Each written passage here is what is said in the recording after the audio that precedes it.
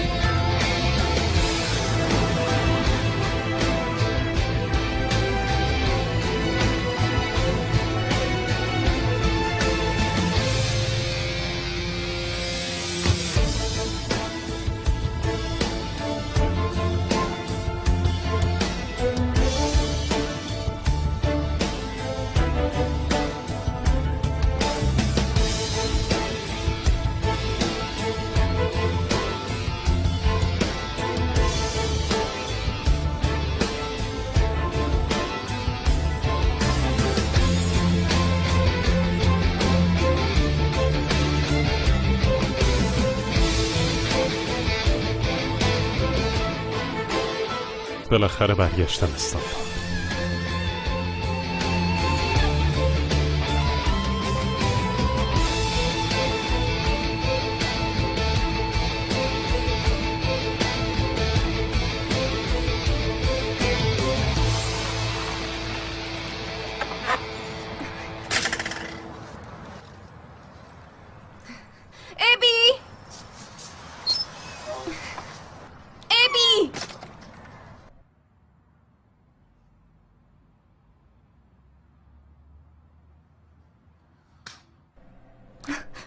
ابی وضعیتش چطوره؟ نکنه میمیره. تو رو خدا راستش رو بگو. یه دفعه بگو خودتو منو خلاص کن. لروکس حقیقت اینه که متاسفم اما من هیچ مشکلی تو ماهیت نمیبینم. یعنی چی نمیبینی؟ هنوز خواب از سرت نپریده. برو یه قهوه بخور دوباره لروکس به لطفت بیدار شدم. نگاش کن خیلی بیحاله. یه وری داره شنا میکنه. لروکس جون به نظرم ماهیت هیچ مشکلی نداره. بی خودی حساسیت نشون میده. دمش چرا اینجوریه ها؟ رنگش چرا اینجوریه؟ ببین این عکس دیروزشه. اینم دیشب. ببین کامل میشه فهمید. دیدی؟ از قرمز پررنگ به نارنجی تبدیل شده. لروکس بازم من میگم هیچ مشکلی نمیبینم. رنگش هم به خاطر غذاشه. باور کن بی خودی حساسی. داری اشتباه میکنی. مشکلش معلومه که حاده. امروز رنگ دمش عوض شده. بعدش هم نوبت شناش میشه. بعدش هم ماهیمو از دست میدم. چیکار کنم من بدون چی میمیرم. قبل از جلسه ها همیشه اینجوری میشی. موقع تحویل پروژه ها که نگم برات. لروکس چی هیچ مشکلی نداره. تو مشکل داری. نه بابا چه مشکلی دارم من؟ همیشه ترس از دست دادن عزیزاتو داری. باید رو خودت کار کنی لروکس.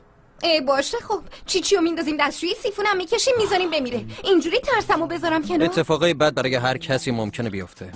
نمیتونی جلوی همه اتفاقا رو بگیری. داری اشتباه میکنی. من نمیذارم اتفاقی براش بیفته. چی؟ بیا خوشگلم بریم.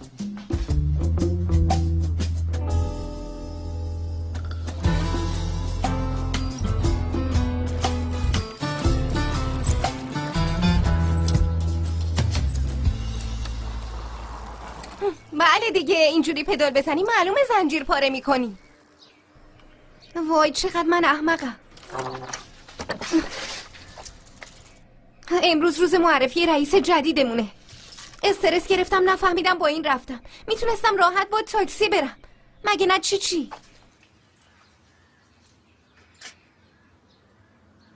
آی چی خوبه که چیزیت نیست، خدا رو شکر. معلومه من بی خودی حساس شدم. زنجیر دوچرخمم پاره شد. کار درست کردم.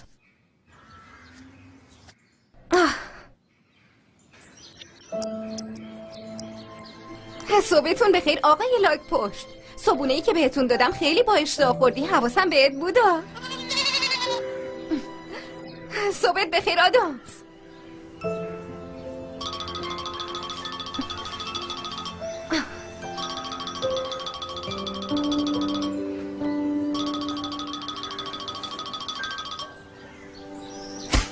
دخترو امروز روز خیلی مهمیه، خواهش میکنم دیر نکنی. لروکس مخصوصا دارم به تو میگم چی کار کردی؟ آماده شدی؟ از وقتی بیدار شدم درگیر چیچیم. چه شده؟ نکنه یه چشش از اون بزرگتره، نکنه روی آب نمیاد، یا اینکه نکنه وزن کم زشته.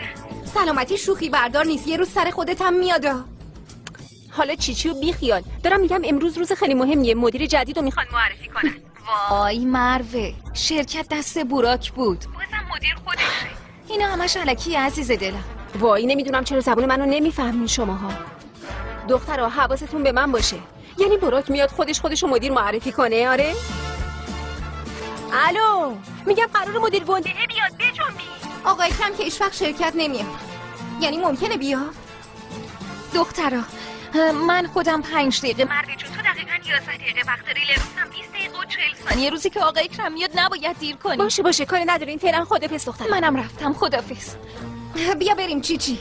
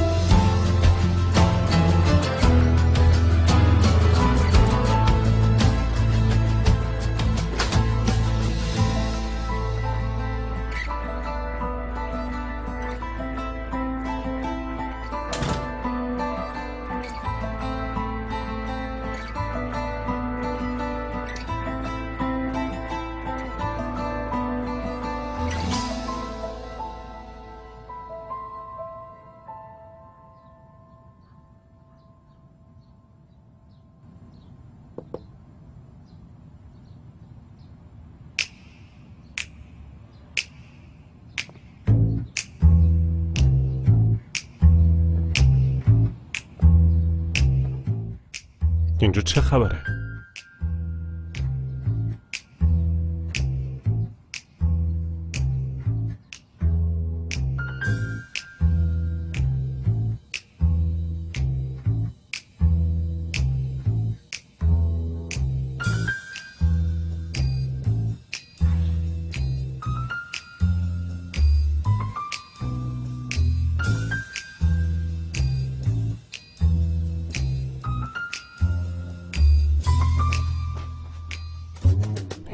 بازی.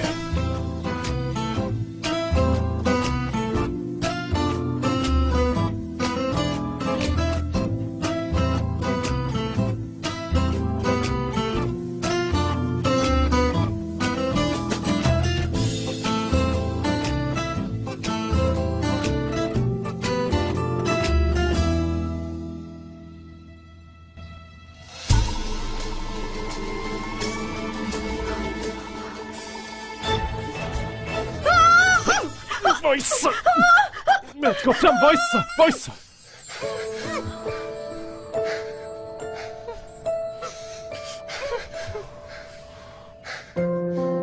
نه الان دستمو بر میدارم، اما داد نمیزنی، فهمیدی؟ داد میزنی. کس دیگه هم هست؟ گفتم کس دیگه هم هست؟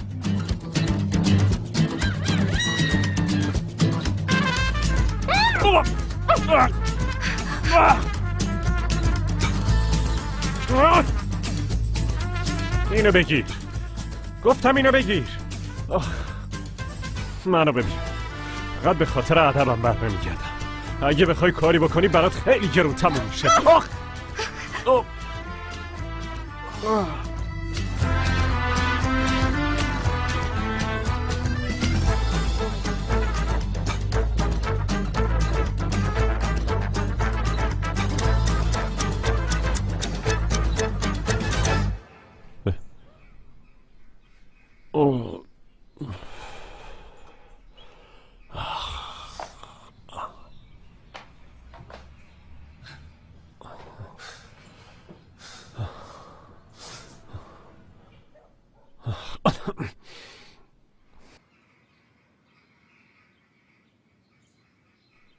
آقای پلیس، بهم حمله کردن.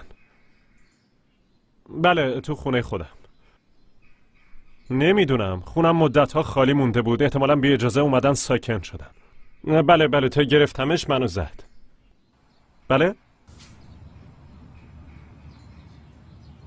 شما کی میتونین ماموراتون رو بفرستین اینجا؟ چه سرعت عملی؟ دستا بالا. یه لحظه. ببینین سوء تفاهم شده آقای پلیس. لطفاً اسلحه‌تون رو بیارین پایین. من صابخونه هستم. من زنگ زدم. زنه منو زد و در رفت. اینقدر موهاشم مشکی و کوتاه.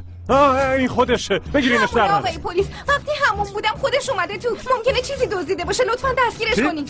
دروغه، این زنه دروغ میگه. یعنی چی؟ به زور از دستش در رفتم. بگو چی دزدیدی؟ درست حرف بزن، بی تربیت. من لوازمای تو رو میخوام چیکار؟ حتما میری میفروشی به مالخر. من چه میدونم؟ منو ببین، هم اومدی تو خونم، هم بی خودی بهم تهمت میزنی. مامورا هم اینجا هستن، راه فراری نداری. بی خودی تلاش نکن.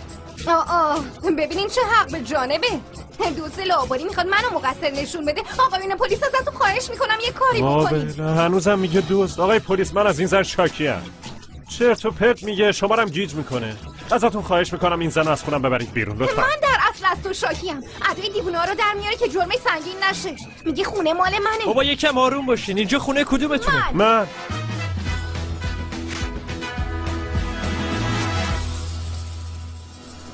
موضوع خیلی پیچیده است. 3 دنگ خونه مال شماست، 3 دنگ خونه هم برای خانم لروکسه. آخه چطور ممکنه؟ مسخره است. داخل سند نوشته شده. شما قبلا سند رو چک نکردین؟ من از کجا باید میدونستم همچین چیزی نوشته شده؟ برای اولین بار خونه خریدم، امضا کردم، سند رو گرفتم، فقط همین. 1% هم احتمال نمیدادم لیلا خانم بخواد همچین کاری بکنه. منم از خارج به وکیلم وکالت دادم. وکیلم کارهای خرید انجام داده.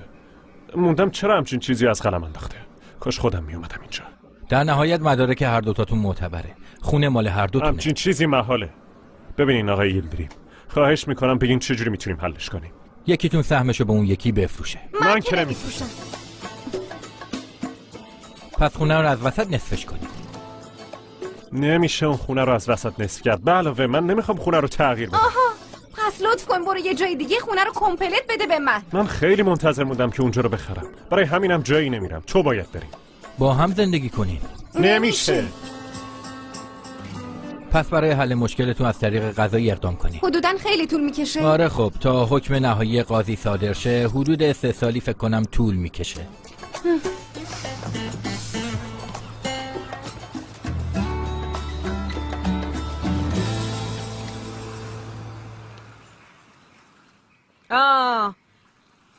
بابام اون خونه رو به دوتامون داد. چرا بیخبر از من رفتی فروختیش؟ اصلا خودت برای چی فروختیش؟ اونم در قبال هیچی. این چه حرفیه میزنی؟ ارزون دادم چون خرج داشت. مجبور شدم ارزون بدم. روح بابامون خدا میدونه چقدر ناراحته. ضمناً دختره خودش معمار داخلیه. گفت خونه رو بازسازی میکنم. عملم کرد. بله، اما تو به خاطر پول اون خونه رو فروختی. متاسفم برات فیروزه. پولی که از فروش خونه دستت اومده بود و تنهایی میخوردی خوب بود نه؟ هر روز تو رستورانا میگشت، تورای فرهنگی میرفتی، تورای سیاحتی میرفتی، نمایشگاه‌های ادبی. با این سن و سال دلت میخواد نویسنده شی یا منتقد غذا؟ خب منم میگفتم چقدر خرج میکنه، همش تو گشت و گذاره، اصلا از کجا میاره؟ تو رفتی پروتست کردی؟ من چیزی گفتم ها؟ خونه رو رفتی فروختی، پولشو خرج سرتاپای خودت کردی. البته میدونم بعدن خیلی پشیمون میشی. اومدن خودشونن.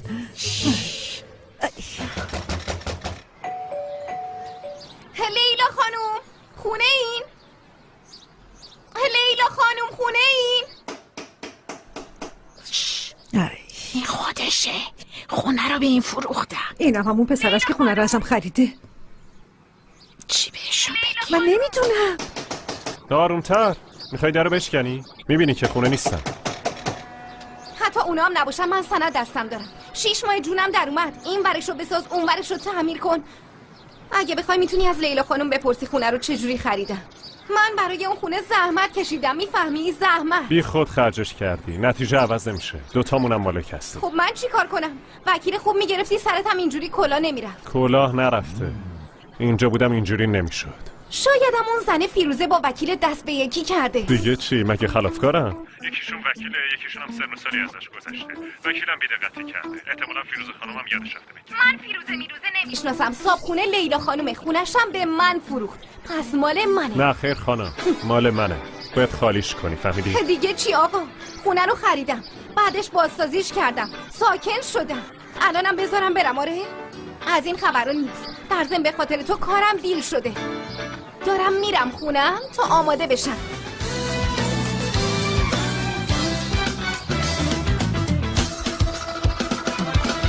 Şimdi gücümde sağımda solumda her yerde sen. Evimde odamda ne işin var ama bıktım artık senden. Bir de artık keşke durup aklıma gelmesen. Anlatsam anlamazsın mevzu büyük kalbimden. Parara bir parara. اول صبح سلام و صبح بخیرت کو؟ آی اوستا همینجوریش اعصابم خورده. تو دیگه بیخیال شو. داد نزن، مؤدب باش تا گردنتو نشکوندم. عذر میخوام اوستا. صبح زیبا و دلانگیزت بخیر. بگو ببینم کی اول صبح حالتو گرفته؟ اسمشو بگو برم گردنشو بشکنم. اوستا بعداً مفصل بهت میگم، چون الان خیلی دیرم شده. با اجازت باید برم سر کار. آقا اکرم اومده؟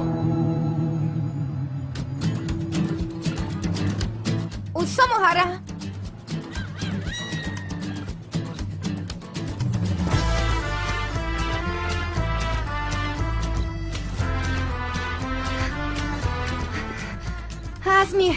عزمیه تو رو خدا بگو دیر نکردم. آقا اکرم نیومده درسته؟ وای نگران نباشه عزیزم، هنوز مراسم تاجگذاری شروع نشده. منتظر خانواده سلطنتی. بوراکم نیومده؟ نه اون که همیشه سر وقت میاد. خیلی عجیبه. ولش کن بگذاریم. صبح بخیر روز. صبح بخیر.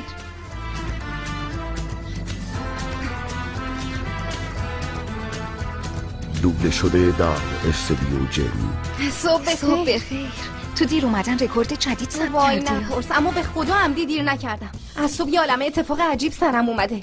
وای باید بهتون بگم که یه راهی جلوم بذارین تا بتونم حلش کنم. عزیزم چی شده؟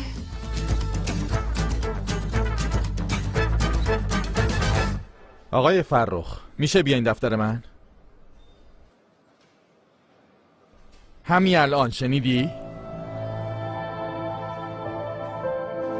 صبح بخیر بوراک. اومدی بوراک؟ مشکلی پیش اومده؟ نه برو به کارت برس. بوراک چی شده؟ لروکس جان عزیزم بعدن. فرخ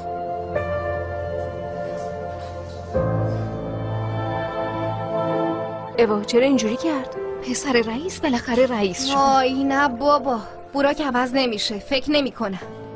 یه مشکلی پیش اومده، اما چی؟ پس میفهمیم که فقط تو روزی تو بد شروع نکردی. چرا؟ مگه چی شده؟ آی قضیهش خیلی مفصله. الانم براک اعصاب معصاب نداره. بعداً میگم باشه.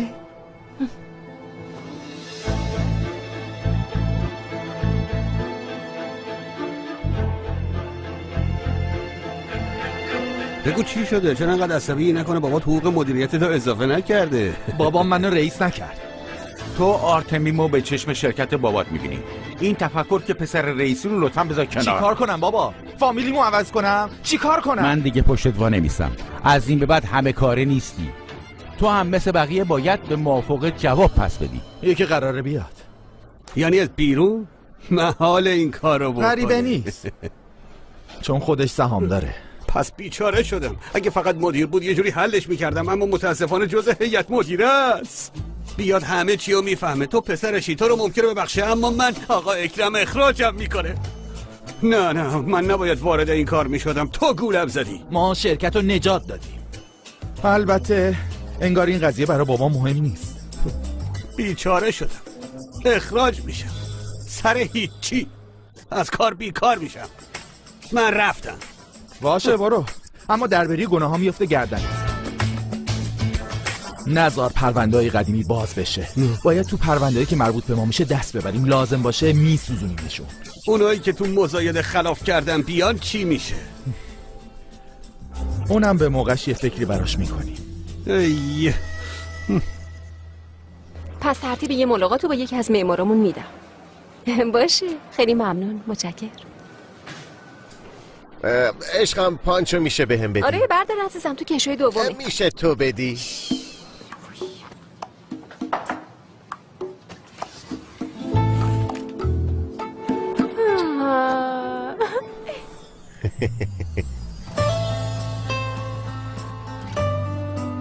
چطوره؟ سورپرایز شدی؟ برای خوشحال کردن من مجبوری قبلش عصبی میکنی آخه. خب عزیزم، برای اینکه بیشتر خوشحال بشی این کارو میکنم. دیوونه. امروز براک حوصله نداره، کارتو بکن. باشه.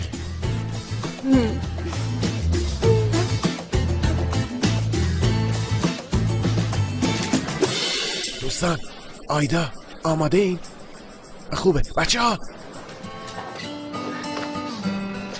گلا با من. کیک حلقه تو جیبته برو. آره حلقه تو جیبم. موزیکم خب فقط مونده ویدیو سپردمش به لروکس. ها ویدیو. یه لحظه وایسا، میخوای الان بیارمش. دیشب گذاشته بودم تو کیفم، صبح پیشه ابیمون. چی؟ ویدیو نداریم؟ بورا به هم نریز، من الان میگم ابی بیارتش. یه لحظه زودتر زنگ بزن لروکس.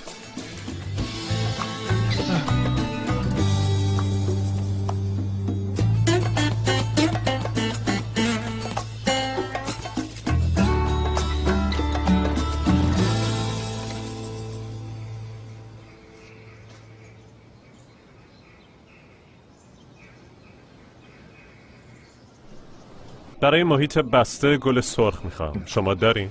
بله داریم. شما بشینین برم بیارم. واقعا سورپرایز شدم. تو از کجا پیدا شد؟ کی از ژاپن برگشتی؟ تازه اومدم. خیلی عالی. برو بشین تو عیاد. من دستمو بشونم و بیام. باشه قبوله. خوبه. زود بیا مطلق کن.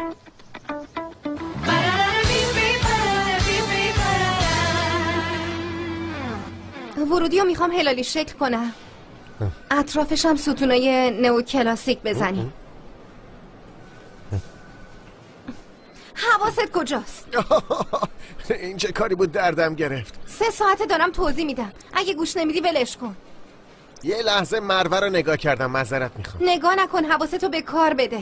حرفشو من میخورم. باشه دعوا نکن.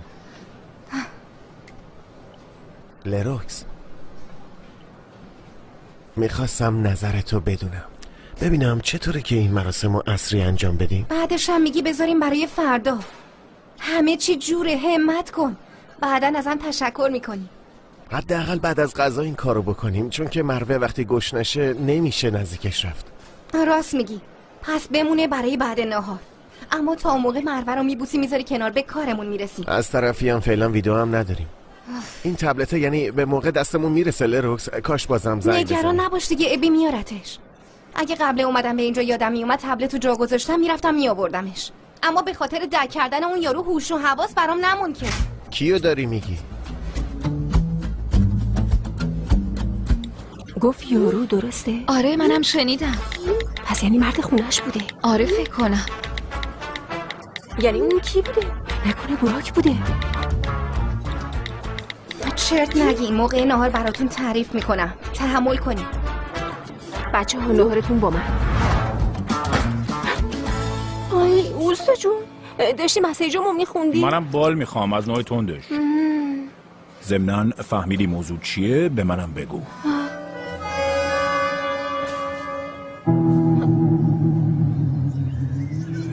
به خاطر هدیه‌ات ممنونم.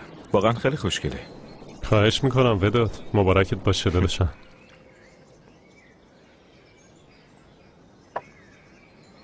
لطفاً بگو که داری شوخی میکنی. بگو که برای مسافرت اومدم. راستشو بخوای وداد، از خیلی وقت پیش میخواستم برگردم ترکیه. آرتمی من بهونه‌ای شد که راحت‌تر بتونم. آرتمی؟ دمیر اونجا به درد آدمی مثل تو نمیخوره. شرکتیه که امروز فرداست ورشکسته شه. همین پارسال داشت ورشکست میشد. البته معلومم نمیکنه تا کی اونجا دووم بیاره. آقا وداد، میبینم که اطلاعاتت کامله. چی فکر کردی؟ تمام معمارای داخلی این شهر با من کار میکنن. خسته که میشن میان اینجا.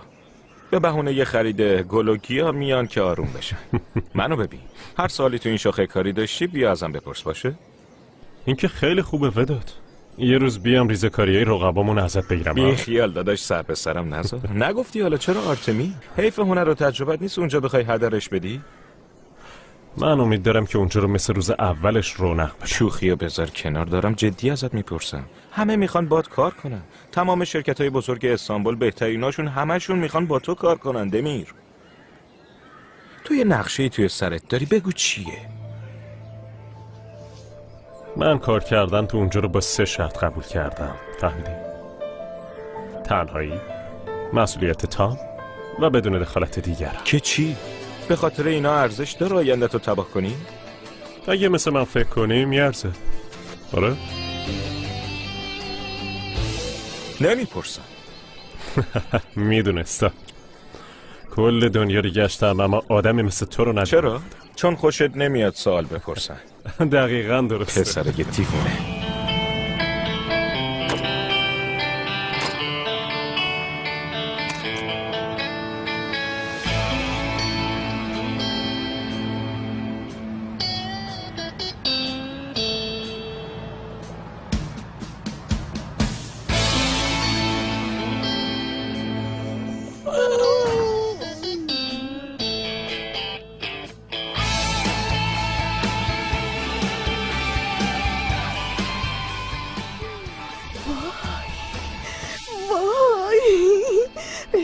با لروکس خانم کار دارم. بله؟ لروکس خانم.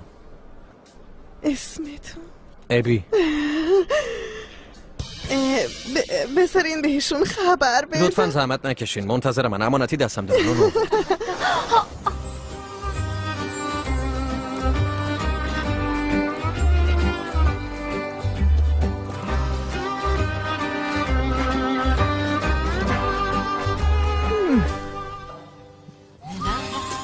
حالتون خوبه؟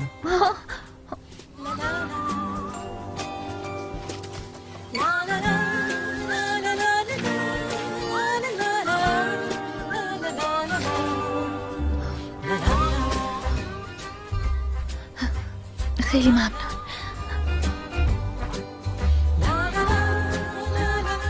هیبی، درست به موقع اومدی. آوردیش؟ بیا بگیرش. واقعا یه دونه. بیا یه قهوه بخوریم. باید برم کلینیک. ممنون. شما هم خسته نباشید. مراقب خودت باش.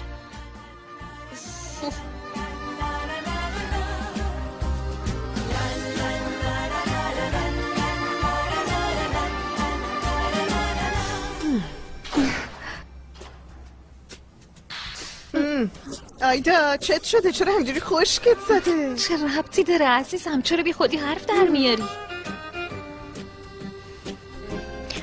خودش بود؟ کی؟ نه این همون دوستمه که دامپزشکی ابی در مورد این اونه، ابی معروف. این همه سال فقط ازت شنیدم که ابی دامپزشکه. خب دامپزشکه؟ آره منم منظورم همین بود. منظورم اینه که چیز دیگه در موردش نگو. تو دلت چه خبره ها؟ بی خودی بحثا عوض نکن. بهتره الان بریم پیش مروه، تو هم بهمون بگو اون یارو که میگفتی کیه. دلتنگت بودم جون خودت. اگه راست میگی یه روز بیا با هم سوشی بخوریم. خودم درست میکنم. کارم هم حرف نداره، باور کن. چرا نخوام بیام؟ حتما میام، اما قبلش باید یه خونه برات بگیری. مشکل خونه ندارم. راستش خونه قدیمی خودمون خریدم. آخه چه جوری؟ خونه خالی بوده؟ یه سند گرفته دستش اومده خونه، میگه اینجا مال منه، برو بیرون. خب تو هم به صاحب قبلی زنگ می‌زدی. فکر می‌کنی این کارو نکردم؟ تا خونه‌ش هم رفتم اما نبودش. لیلا خانم نبودش. نکنه بلایی سر زن آورده؟ ای مرو مزخرف نگو. زن با وکیل رفته محضر امضا نه عزیزم اون امضا نکرده، خواهرشه. فیروزه بود. کی بود؟ کلاهبردار شیاد، یادم نمیاد. فیروزه خانم به من زنگ زد، گفت که تصمیم گرفته خونه رو بفروشه. منم وکیلمو فرستادم خونه رو خرید. اون وکیل سابقه. بگذاریم. اون خونه خرج داره، کاش ندیده نمیخریدی. نه مثل روز اولشه، حتی میشه گفت بهتره. من اگه خرجش نمی‌کردم اونجا سر پا نمی‌شد. از وقتی خریدمش خرجش میکنم. شما که میدونین در و پیکرش رو عوض کردم، تمام سیستم لوله کشی خونه رو درست کردم. حالا که خونه بازسازی شده یارو اومده. آره مرد اومده دیده لقمه آماده. نمیذارم خونه مال منه. الان چی میشه؟ زودتر میخوام برم تو خونم زندگی کنم، اما برای اینم باید از شر کنه خلاص بشم. خونه ویلاییه، اگه مدت طولانی خالی بوده حتما پر از حشرات شده. احتمالاً زنبور یا عقربم هست، هر چیزی میتونه باشه. راست میگی بداد، درسته. البته آدمه. یکی دیگه تو خونه است، یه دیوونه. چی؟ مستاجره؟ نه داداش، صاحب خونه است. خواهر فیروزه خانم سهمشو به اون فروخته. فیروزه خانم هم به من میگه خونه مال منه، زودتر خالیش کن و برو. پسره پررو، بی نزاکت، ادب نداره که. های نه اینجوری نمیشه. بهتره زودتر بریم یه وکیل برات بگیریم. ببین تو هم فعلا نرو تو اون خونه، امشب یه پیش من بمون. ولش کن دمیر، بذار برات یه خونه دیگه بگیریم. نمیشه وداد، اون خونه برام خیلی ارزشمنده، میدونی که نمیخوام جای دیگه ای زندگی کنم. اون دختره باید بره، اما قبول نمیکنم. از اون آدماست که رو اعصاب آدم را میاد. اصلا نمیشه باهاش حرف زد اصلا. هم بی ادبه، هم خیلی پرروه، بی شخصیت. برم تا برای خودش بتازونه؟ از این خبرا نیست. اون خونه مال منه. لیروکس چرت نگو. اگه اونطوری که میگی باشه، خب پس چجوری میخوای باهاش توی خونه بمونی ها؟ اگه قاتل باشه چی؟ اون وقت چی لیروکس؟ یارو دیوونه است اما نمیتونه هیچ غلطی بکنه. صبح با کلنگ زدم بیهوشش کردم.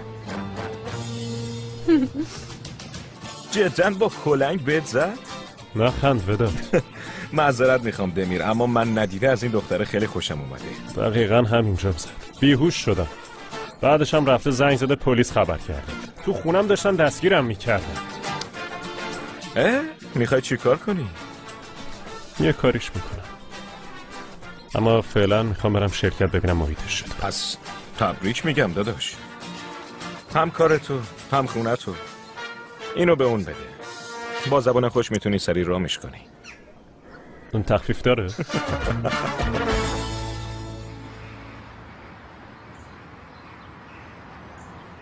اونجا قلعه منه.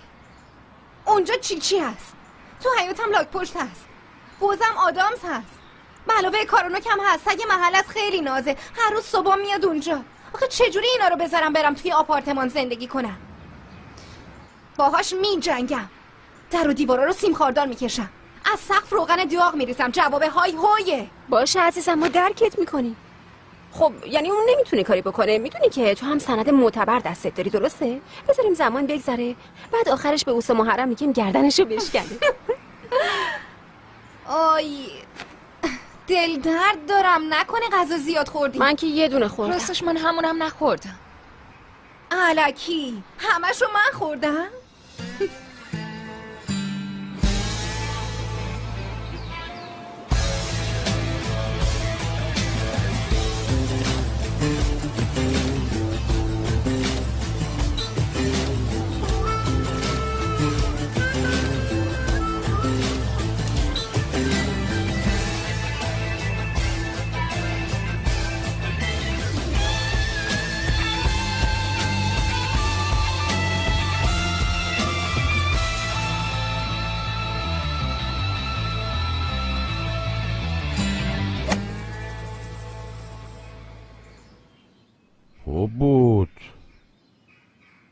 خیلی بد زدم. اگه باد همراهیش میکرد به هدف میرسید. وقتی نتونی بادو محاسبه کنی بازی فایده نداره. تو بی برنامگی رو دوست نداری؟ چیزایی که نتونم کنترلشون کنم و دوست ندارم. سهام شرکت آرتمیم رو برای همین خریدین. میخواین کاملا تحت کنترلتون باشه، درسته؟ زود عقب کشیدین. من فقط 20% سهامو خریدم.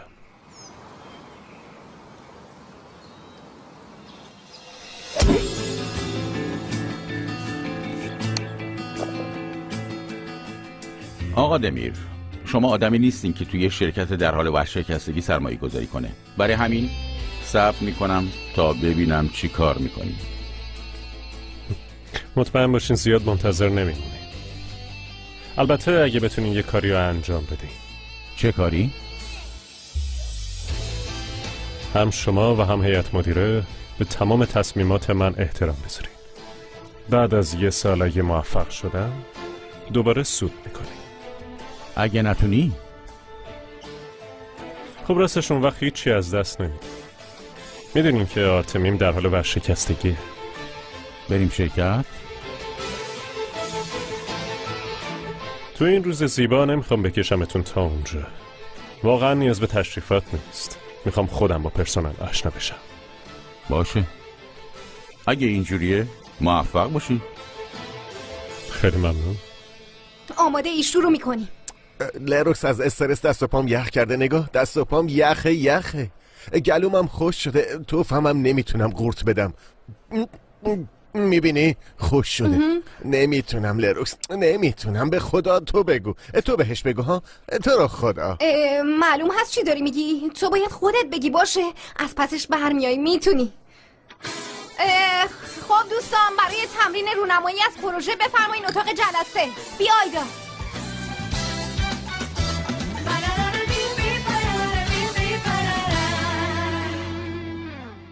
دمیر رندیل؟ باشه قربان، اومدن میرم پیشوازشون. ممنون.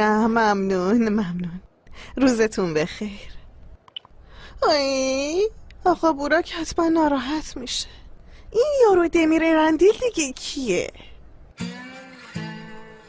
منم. بله؟ همه سر کارشونم؟ در حال تمرین رونمایی از پروژهشون هستن. الان بهشون خبر میدم. نمیخواد. دوبله شده در استودیو جن.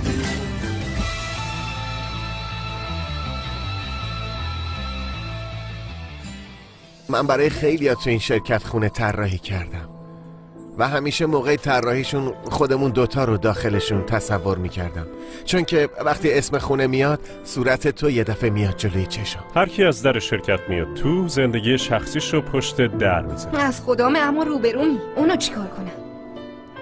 فکرتون رو بدیم به کارتون. این یارو همه جای آفیس کاغذ زده نوشته عشق ممنوعه. وضعیت ما چی میشه؟ عشق؟ عاشقای جدید باید نگران این موضوع باشه. متاسفانه این قانون در مورد ازدواجم صدق میکنه. من نمیخوام تو شرکت با مشکلات عشق و ازدواج سر کله بزنم. هر دوتاش بهره‌وری و کاهش میدن. این پولم برداری، خودتون تو هتل بمونی. اون خونه مال منه. ببین نگاه کن.